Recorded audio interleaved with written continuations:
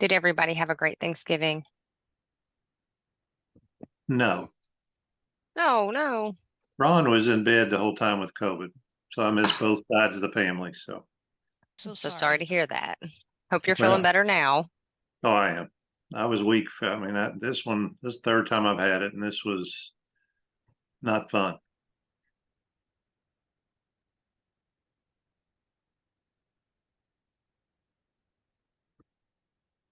And I know I got it from one of my subcontractors that does my IT stuff. He just comes in sniffling, coughing, hacking. Then I find out after the fact, when I get back to work, oh yeah, I had COVID. Well, thank you. Miss family time. My husband's coworkers did that to him last year, my birthday weekend, which is in the same week as Christmas. So it made for a very fun Christmas week. Yeah. What is your birthday? At the 19th.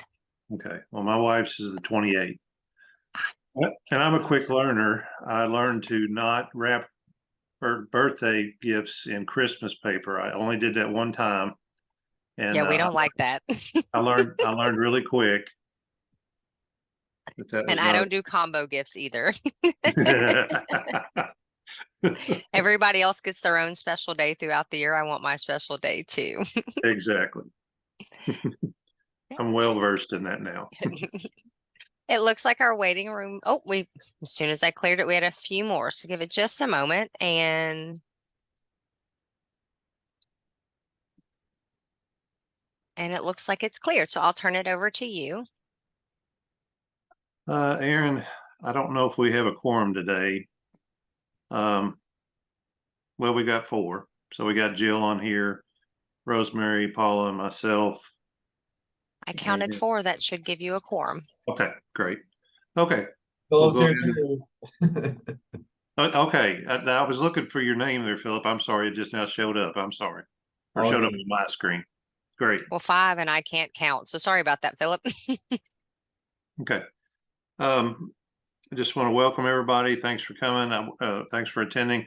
I do want, Commissioner Lee was very nice to reach out to me by email, and so was Fatima, to let us know that there is a conflicting meeting, which happens quite often, obviously, with these people being in the position they're in. So the leadership won't be on here today, but that's okay. We're discussing some old business, and we'll, we'll just take each topic and see what we can make of it. And Fatima can lead us if we need to, follow up or do anything else. Um, so I sent out the copy of the minutes from 10:25. Does anybody have anything to add or change on them? And if not, does anybody have a motion to approve? Motion to approve. Okay, motion by Philip, second by Rosemary. Any further discussion? All those in favor say aye. Aye. Aye. Okay. Motion passes. So our first topic in old business was Senate Bill 50. And Jill just sent this to me, and I really appreciate her doing that. It's from NACDS. It's their evaluation of SB 50. And am I right? Is Fatima on here? Yeah, there she is. I'm sorry. Gosh. But anyway, I'm going to read through this, Fatima, and then you just add what you would like to it, because we're all still learning from it. I appreciate Jill sending this to me, but basically, the alternate trend scenarios clearly demonstrate that the state could have been in worse position had it stuck with the status quo of the multiple MCOs. But the potential savings would range anywhere from 195 to 370 million over 2 years by moving to a single PBM. The report brief as describes a significant decrease in the MCO PBM spread from year 18 through year 20, consistent with the MCOs moving away from spread pricing arrangements with their contracted PBMs prior to the implementation of the single PBM. There's been a material increase in pharmacy rebates due to the shift in drug mix under the single preferred drug list, a move that was intended to maximize both federal and supplemental rebates. The last point was, even without the positive impacts shown above, Senate Bill 50 allowed Kentucky Medicaid greater transparency in administering the drug benefit, increase member access to drugs, and reduce administrative burden for providers. So thanks, Jill, for sending that to me. And Fatima, do you have anything to add to that analysis? Yes, can you all hear me? Yes, ma'am. Okay, great. So I do want to just caution using the word savings. I think the report did make it clear that, you know, there are a lot of different factors that play into just extrapolating a simple number that we call the savings. I think the alternate trend scenario, as you mentioned, do, you know, highlight what would have happened if we had stayed with the status quo. So I do, you know, agree there. You know, again, I think it's important to look at all of the different factors that play into this, like pricing changes from manufacturers, the different business models, the way that the managed care plans were administering the benefit in the past, and just a myriad of other factors, which I think we can all agree on. So, you know, again, would just caution using the word savings here, and would just advise, you know, maybe perhaps cost avoidance, or something along those lines. And I know we also had a brief discussion with some pharmacy providers about this report. So I think in general, you know, folks are aligned. Okay. And how would you describe how Medicaid is going to use the results of this study? So I think that's a great question. And I think, you know, it's something we're looking into about, you know, how can we make good, meaningful interventions as a result of what this study has shown us. You know, I think right now our focus is the implementation of the fee-for-service pharmacy benefit manager, which you all know is MedImpact, and that transition will be happening in a few weeks. So, you know, I think for next year, we plan on meeting with leadership and other folks to see, you know, what types of interventions we can make, you know, how we can work with pharmacy providers on achieving those interventions, and, you know, just moving forward as a result of this. I do think it was a very comprehensive and necessary report that needed to occur. And now we're just moving on to the next phase of what that is. Okay. And then basically, you know, I've always bring up the same topic of, you know, getting reimbursed for pharmacists, clinical services. Obviously, when I always talk about that, Fatima, is that I'm always talking about better outcomes and cost savings. I mean, I'm not expecting Medicaid to start a program that increases your cost. So I think that, you know, going forward, you know, and Commissioner Lee has been very nice to reach out to me. We've still not connected yet, but she does want to discuss, you know, whether we do or whether we shoot for a pilot project, whether we shoot for whatever. But anyway, I just wanted to mention that to you because, you know, I know that, you know, some of the cost savings or some of the cost avoidances resulted in some new dental programs, which were much needed. And I'm sure the services are much appreciated. If you want to get into a little bit more of how just what's the status of the transition from Magellan to MedImpact on fee for service, and any other updates you want to give us on that? Yeah, absolutely. So, you know, we are on track with the transition. We will go live with MedImpact right at midnight on New Year's Eve. So, you know, the claims adjudication will switch over to MedImpact, meaning that if pharmacies were to bill under Magellan's bin and PCN, you will receive a reject code at that point in time. But, you know, there's no sweat there. You know, you can just go back and rebill under the correct bin and PCN. MedImpact did have a provider forum this morning, and I think some pharmacists from this call were on this morning. Just going through the changes that are occurring, some of the technicalities, the coding and that sort of thing, and what this change means for pharmacy providers. It's very similar to the MCO change that occurred a few years ago, and I think all of us were a big part of that, especially because of how many members fall into MCO versus fee for service. So, with that being said, we do have a lengthy presentation that explains all of this in great detail. If you would like that presentation, just let MedImpact know, and they'd be happy to send it to you, or you can send me an email. I'd be happy to send it to you as well. I think I'm hoping that the pharmacy webinars are helpful to everyone on this call and to pharmacists across the state.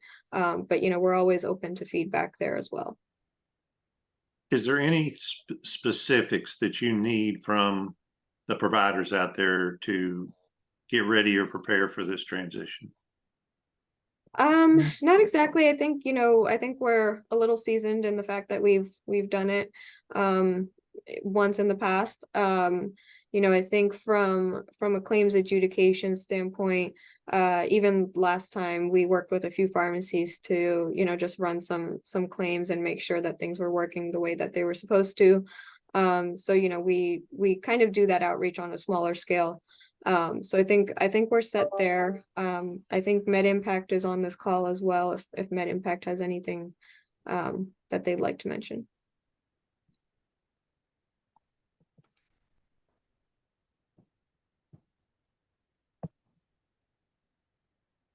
You know which representative is on the call? I see May is on the call from MedImpact, and Vicky. It's all right if they don't. I just wanted to give that opportunity. Yep. Okay. All right. Certainly, if there's, and I'm, Rosemary, was you on the call this morning with MedImpact?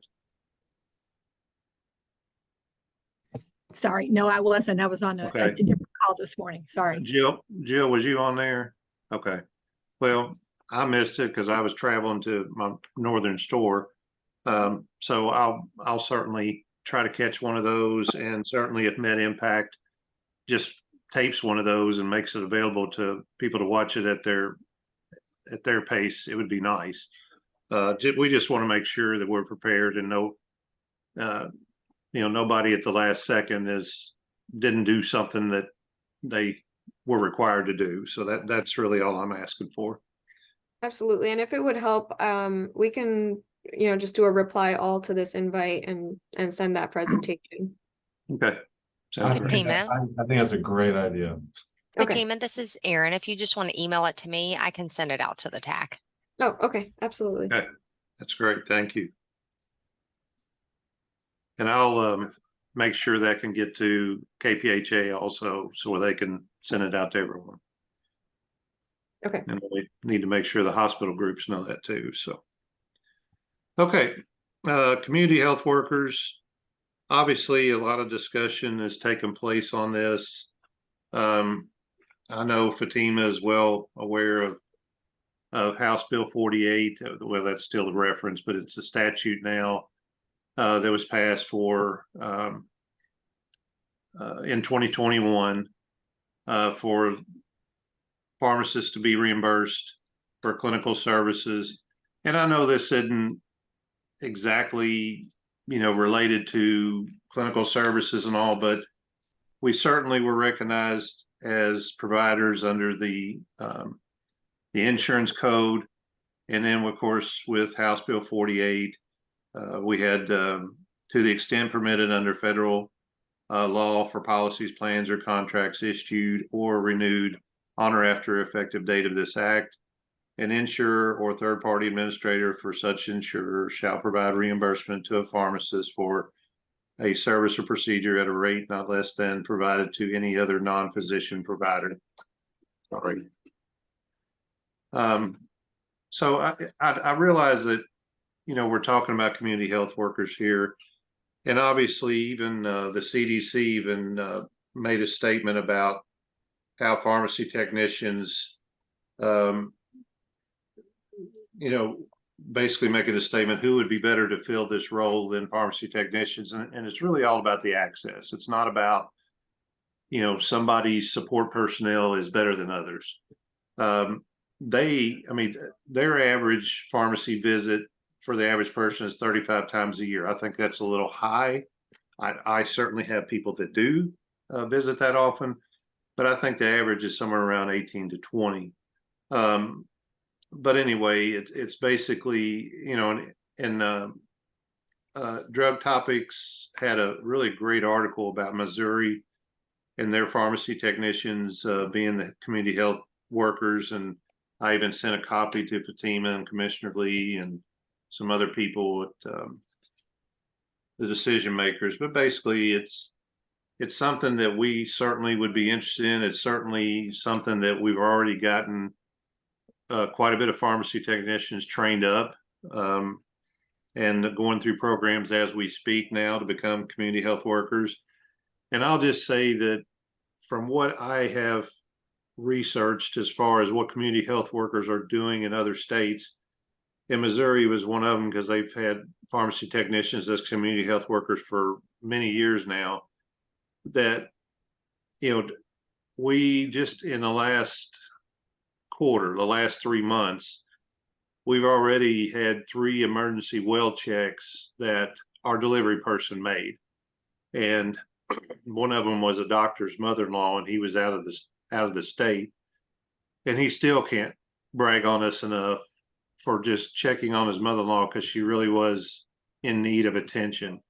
So I would just, I was told that by a member of the cabinet for Health and Family Services that it was DMS's decision to not include pharmacists or pharmacy technicians as approved CEHW providers. So I guess just my question is several fold here. Obviously I would like for that to be reconsidered, but the other thing is, what do we need to change statute wise that you would be comfortable with pharmacists being able to direct community health workers and sponsor them? So hello, this is Justin Derringer. I'm the acting director for the Division of Healthcare Policy, and I wanted to give you just a little bit more information on this subject. So we received comments from, I believe, from this technical advisory committee and from others during the public comment period when we filed the administrative regulations for the community health workers. And we opened that up to include other provider types, not just the ones that were specifically mentioned. We did that with pharmacy specifically in mind. In addition to that, we've went ahead and started a program change process. That's a fairly lengthy process, and it's kind of expensive, but we're making changes to that process. And once we get a little closer to implementation, we'll have to we will include members of the pharmacy TAC to kind of assist and to also do some we call them JAD sessions, but they're basically trial sessions on the system for billing. And so we've put all that into place to make it possible for pharmacists to provide community health worker services. The only thing that we have right now is that decision is at the cabinet level. It's being researched and specifically looked at for budget issues and making sure that we have the budget for that. So that's kind of where it's at right now. I don't think there's any changes to legislation that need to occur or anything like that. It's all in research right now, and we're just kind of waiting on trying to get that finished. So we're definitely be in touch with the TAC, trying to make sure that we get any questions answered that we might have through that process, and kind of letting you all, keep you all updated and let you all know where we are in that process. Right. Well, And I think in addition, this is the topic that we also needed DMS leadership to be present to Right. hopefully provide more updates and such, but you know, as Justin mentioned, that's the stage that this is in right now. And Justin, thanks for your comments, and you work for Medicaid, correct? Yes, sir, that's correct. Okay. Well, certainly, like I said before, I know this is I guess, a new program to Kentucky, but certainly what I'm sure your all's goals are and our goals. I mean, we've got to have better outcomes and cost savings, or the thing doesn't, you know, programs don't work.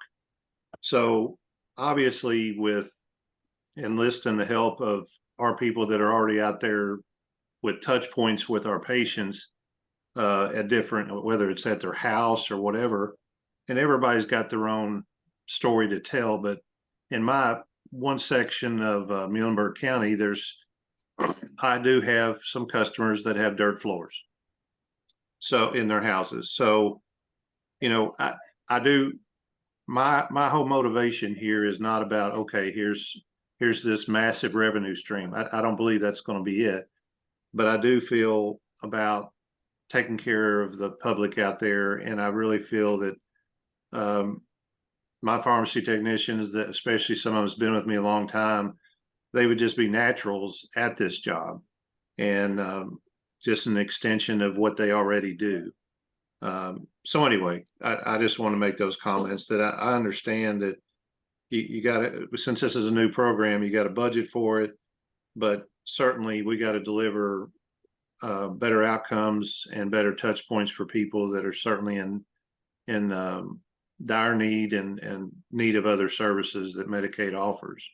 So thank you, and thanks for the work you've done on it. And Justin, if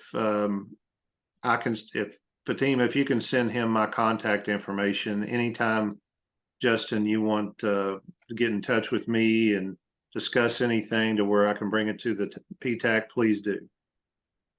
Sure. Absolutely. I appreciate it.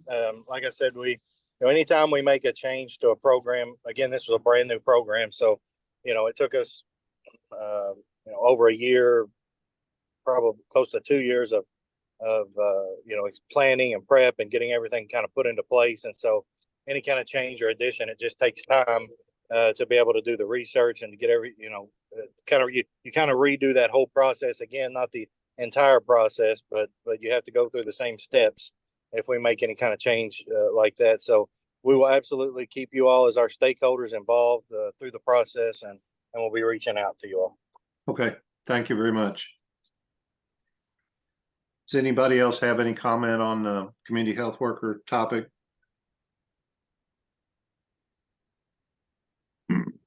And certainly, Fatima, I welcome the leadership's comments, and Commissioner Lee's been very good about reaching out to me. Just letting, like she told me about the meeting today, that she wouldn't be that conflicted with this time. So I really appreciate her communication. Absolutely.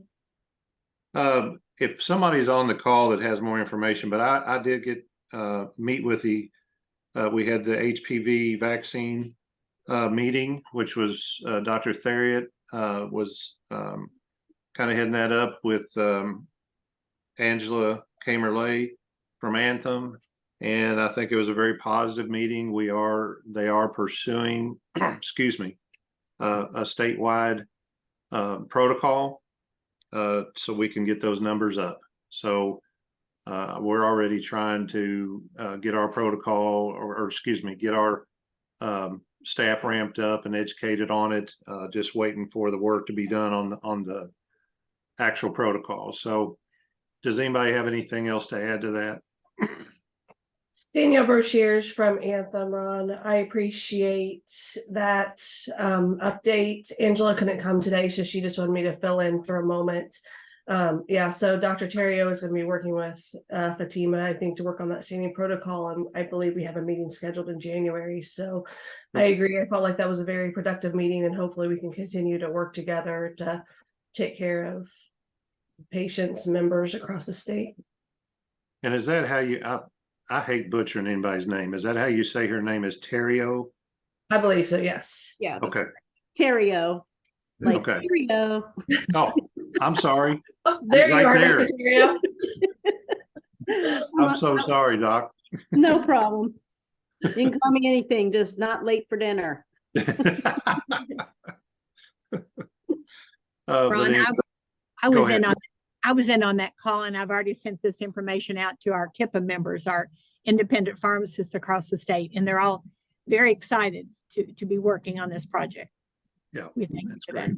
Here, we appreciate that feedback. We're excited to work with you, and I think, you know, as you've mentioned previously on this meeting, Ron, I feel like there's a lot of potential here that you guys have a lot of touch points with each of the MCO's members. So I feel like, you know, I know you guys are overworked, so we don't want to add to it, but we, you know, I think if we can collaborate, there's a lot of Well, positive. when you're talking about direct patient care, that's, you know, just like any other provider, that's music to our ears. And that's why I think this is a good effort to pull together and get this program going. So make it a group effort.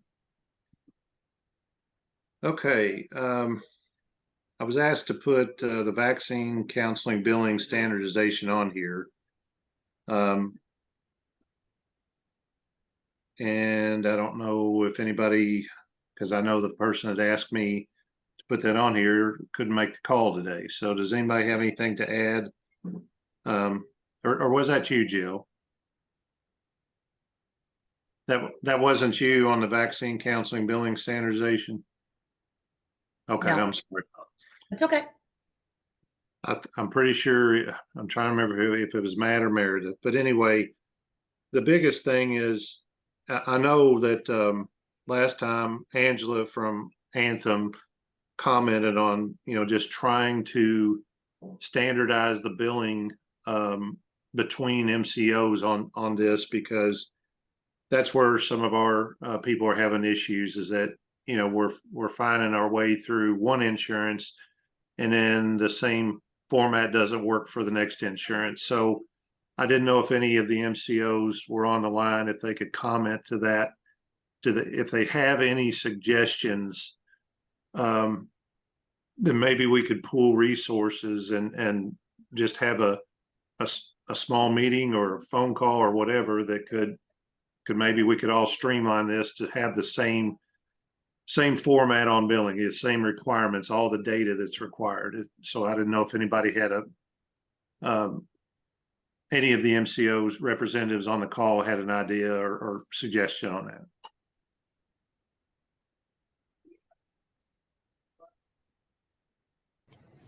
Mr. Poole, this is Rita Patel from Passport by Melina. Yes. I think we need to better understand what issues you're having with the vaccine counselings, because you know, we're not always getting the rejections. We're not understanding what sorts of issues that you're facing from your end. I am working with Mr. Mudd, with Dr. Mudd, regarding Okay. a couple of his claims and issues that he's having with availability. But I think that the issues across the spectrum are different, and we need to maybe have a side meeting to discuss what sort of issues you guys are, you know, everyone's facing. I think you make a good suggestion. I think if he could put out just a survey to everyone and say, hey, please give us feedback on any issue you're having on the vaccine intervention billings. That would, I mean, it's a whole lot more effective to tell you the different issues. And if I'm not understanding, I think I've had more people tell me that Passport, they've been able to get stuff through there better than the others. So it may not be that they're having issues with Passport. So I will get with Ben on that and see if we can get a survey and make sure people mention which MCOs they're having the most difficult with. And it's not anything derogatory. It's just we need to work out these issues between the different MCOs. Hey, Ron. Absolutely, that would be very helpful. Thank you. Yeah. Hey, Ron, this is Joe at Yes, sir. How are you? Hey, right. if they could also provide specific examples with that, that would be helpful and for, you know, all of us to be able to diagnose Okay. what the issue is. Okay, sounds great.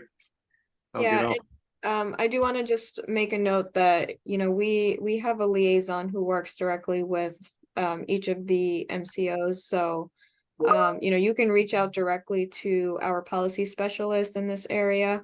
And he'll kind of triage the issues back and forth between the provider and the MCO.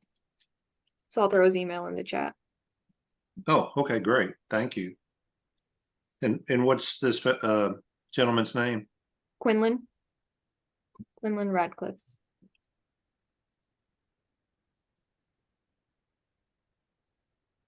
Okay. All right.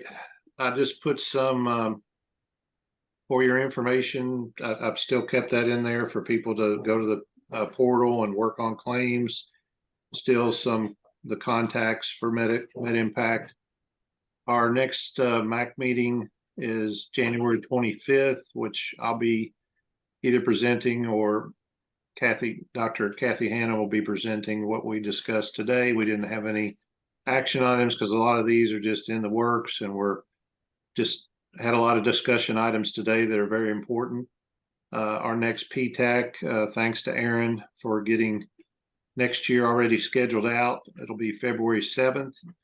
And, you know, today, thankfully, we did have a quorum, but obviously we were missing Medicaid's leadership and missing 2 other members of our TAC. But, you know, trying to reschedule a meeting, then it's referred to as a specially called meeting. And then here we are so close to Christmas. You know, we had a quorum today, so it worked out good. But anyways, anybody have anything else for discussion today?